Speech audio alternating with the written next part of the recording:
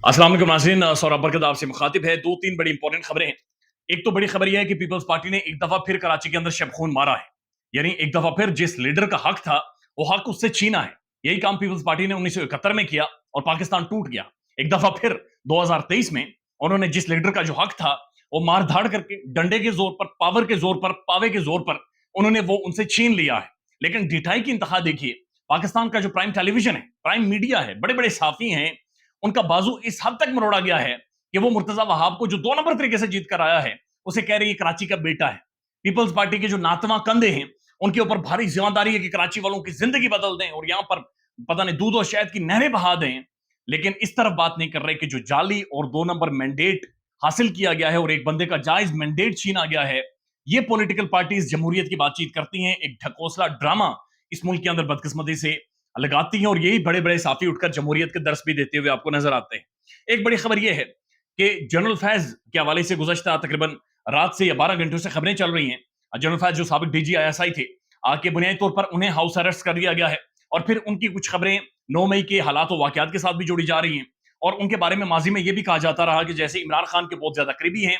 Imran Khan, general Bajwa और general Faiz का एक नेक्सस है, बाकायदा से टारगेट किया जाता रहा जनरल फैज साहब को और जनरल बाजवा साहब को, यह हमने होते हुए देखा है। लेकिन उस वक्त ये कुछ नहीं हुआ था इदारे के बारे में बात करने पर, जितना कुछ आज हो रहा है अब नहीं होना चाहिए। यानी शख्सियात को टारगेट नहीं करना चाहिए जो खासतौर पर हसास इदारे से ताल्लुक रखती है।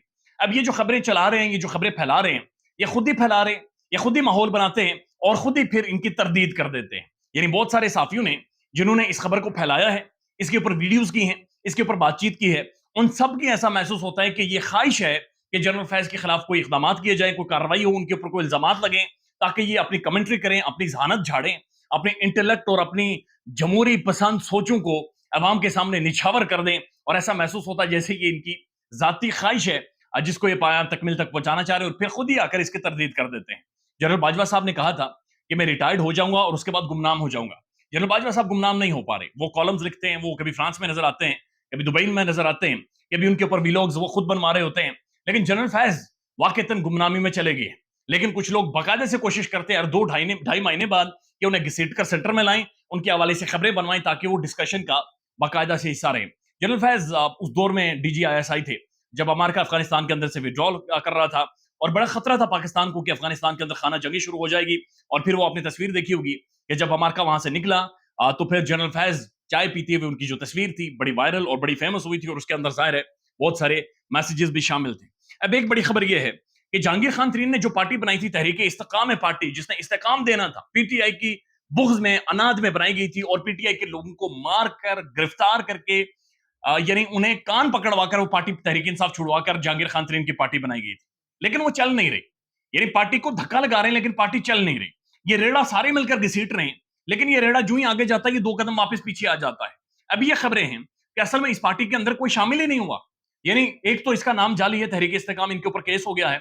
दूसरी खबरें ये हैं कि इस पार्टी के अंदर कोई शामिल ही नहीं हुआ, इस पार्टी के अंदर कोई गया ही नहीं है, इस पार्टी को ऑफिशियली किसी ने ज्वाइन ही नहीं किया है, ये पार्टी एग्जिस्ट ही नहीं करती, इसकी कोई रियलिटी नहीं है। यानी अजीबो गरीब बात है। मैं आपके सामने ये रख देता हूं, ये मौलवी महमूद साहब है और इन्होंने खुलकर बातचीत की। इन्होंने कहा कि मैंने अभी तक तहरीक इस्तेकाम पार्टी ज्वाइन ही नहीं की। तकरीब में जहां पर मैं मौजूद था वहां पर और बहुत सारे लोग मौजूद थे जो शामिल नहीं हुए। फवाद चौधरी, अली जैदी, इमरान इस्माइल का मामला भी अभी तक क्लियर नहीं है कि वो तहरीक इस्तेकाम पार्टी ज्वाइन कर रहे हैं या नहीं कर रहे। यानी कि ऐसा महसूस हो रहा है जैसे जो जो बंदे लोटे होकर जाहिर है आप जब गिरफ्तार कर लें, जमानत ना होने दें, मजबूर कर दें, उनके बच्चों को उठा लें, उनकी बेगमात को तंग करें, उनके घर वालों को तंग करें और अगर वो किसी भी वजह से, मसलहत की वजह से या फिर अपनी 2 नंबरियों की वजह से पार्टी छोड़ दें तो ऐसा महसूस हो रहा है उन्हें समझ आ गई कि अवाम की जिद कोई और है, अवाम इस वक्त कुछ किसी और मूड में है, लिहाजा हमने पार्टी छोड़ भी दी तो हमारी सियासत यहां पर दफन हो जाएगी, हम फारिग हो जाएंगे और हम सारी जिंदगी सर नहीं उठा सकेंगे, बल्कि हमारी नस्लें सर नहीं उठा सकेंगी और ना ही तारीख पाकिस्तान की हमें माफ करेगी। लिहाजा ये बड़े डामाडोल हैं और कोशिश कर रहे हैं कि हर दिन गुजरे, किसी तरह से टाइम गुजरे। यानी फवाद चौधरी का ट्विटर के ऊपर जाएं, अभी भी उन्होंने अपने ट्विटर पर जो प्रोफाइल में लिखा हुआ है वो तहरीक इंसाफ पार्टी लिखा हुआ है।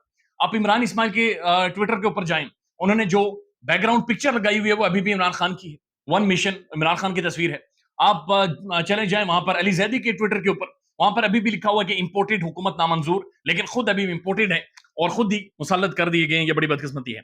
एक और खबर है कि इमरान खान की गिरफ्तारी के वारंट जारी कर दिए गए हैं बलूचिस्तान में। जो कत्ल का मामला है, जो संगीन मामला है, جہاں پر ایک وکیل کو سینئر وکیل کو قتل کیا گیا اور الزامات خان کے اوپر لگائے ہیں اور اب اس کے وارنٹ گرفتاری جاری ہو گئے. ایک اور خبر ہے کہ میاں محمد نواز شریف جن کی ڈگری بی اے کی گم ہو گئی تھی, بیچلر آف آرٹس جنہوں نے کیا ہوا ہے, بڑے پڑھے لکھی شخصیت ہے, لندن میں موجود ہوتے ہیں, اور ڈگری دوبارہ سے پنجاب یونیورسٹی نے جاری کر دی ہے. لیکن بڑی اچھا مجھے اس لیے لگا کہ میرے نمبر کم از کم ان سے زیادہ ہیں, 340 نمبر انہوں نے لیے تھے اور میرے تھوڑے سے ان سے زیادہ ہیں, یعنی میں اور میاں صاحب ایک ہی طرح کے کم از کم اسٹوڈنٹ اپنی گریجویشن کے دوران رہے ہیں. اب امریکہ سے بھی خوش خبریں آئی ہیں, یعنی کہ پاکستان کے اندر جو فوجی عدالتوں کے اندر ٹرائل کا معاملہ ہے, اس کے اوپر امریکہ کے اندر سے بھی کچھ خبریں آ رہی ہیں. ظاہر انٹرنیشنل اسٹیبلشمنٹ کے اوپر پریشر ہے, دنیا بھر میں میڈیا اس کے اوپر بات چیت کر رہا ہے, میڈیا سوالات پوچھتا ہے, صحافی گھیر لیتے ہیں اور صحافی پوچھتے ہیں کہ پاکستان کے اندر یہ مار داڑ ہو رہی ہے, سر کوئی نوٹس لیں, آپ انسانی حقوق کے چیمپئن بنے ہوئے ہیں, آپ دنیا بھر میں انسانی حقوق سکھاتے ہیں, ملکوں کو تباہ کر دیتے ہیں کہ وہاں پر خواتین کو رائٹس نہیں مل رہے, عورتوں کو رائٹس نہیں مل رہے, انسانی حقوق نہیں مل رہی. تو جناب یہ ادھر دیکھیں, کوئی نظر ڈالیں, یہ ہو کیا رہا ہے. تو اس کے اوپر جو ترجمان ہیں امریکی ترجمان, انہوں نے جو میتھیو ملر ہیں, انہوں نے کہا کہ جی فوجی عدالتوں میں کیس چلانے کے معاملے پر ہم کے اوپر جو انہوں نے بات چیت کی ہے, انہوں نے کہا کہ ہم پاکستان میں جمہوریت پر زور دیتے ہیں اور فوجی عدالتوں میں ہمیں پتا ہے کہ 9 مئی کے حوالے سے سویلین کے مقدمات فوجی عدالتوں میں چلانے کی بات چیت ہو رہی ہے اور ہم ان ساری خبروں سے آگاہ ہیں. ہم ماضی کی طرح تمام پاکستان کے اسٹیک ہولڈرز کو اس بات کی طرف گامزن کرتے ہیں یا زور دیتے ہیں کہ وہ آئین پاکستان کے مطابق اقدامات کریں اور کانسٹیٹیوشن آف پاکستان پر بات چیت کریں. اب ان سے ڈائریکٹلی پوائنٹڈ سوالات ہو رہے ہیں فوجی عدالتوں کے حوالے سے, لہٰذا جو بین الاقوامی اسٹیبلشمنٹ ہے ان کے لیے بھی بڑا مشکل ہو رہا ہے کہ وہ اس ساری صورتحال کے اندر کیا سٹانس ہے, کس طرح سے خود کو نیوٹرل رکھیں, کس طرح سے خود کو بچائیں, یا پھر کس طرح سے کھل کر اس کے اوپر بات چیت نہیں کریں. چونکہ پاکستان میں ہم نے دیکھا کہ رضا ربانی صاحب کہہ رہے ہیں کہ بنیادی طور پر فوجی عدالتوں میں ٹرائل نہیں ہونا چاہیے, مختلف اور بھی لوگ کہہ رہے ہیں, لیکن کچھ لوگ زور دے رہے ہیں کہ فوجی عدالتوں میں ہونا چاہیے. خواجہ آصف صاحب تو کہتے ہیں کہ جب جرم وہاں پر ہوا ہے تو وہاں پر بات چیت بھی ہونی چاہیے. لیکن دنیا بھر کی آوازیں اب اس کے اوپر اٹھنا شروع ہو گئی ہیں. لیٹ سی کہ پریشر برداشت کر لیا جاتا ہے یا نہیں کر لیا جاتا, لیکن ابھی تک ایسا محسوس ہو رہا ہے جیسے فوجی عدالتوں کا معاملہ کسی حد تک ٹلتا ہوا محسوس ہوتا ہے. خیال رکھیے گا اپنا, اللہ حافظ.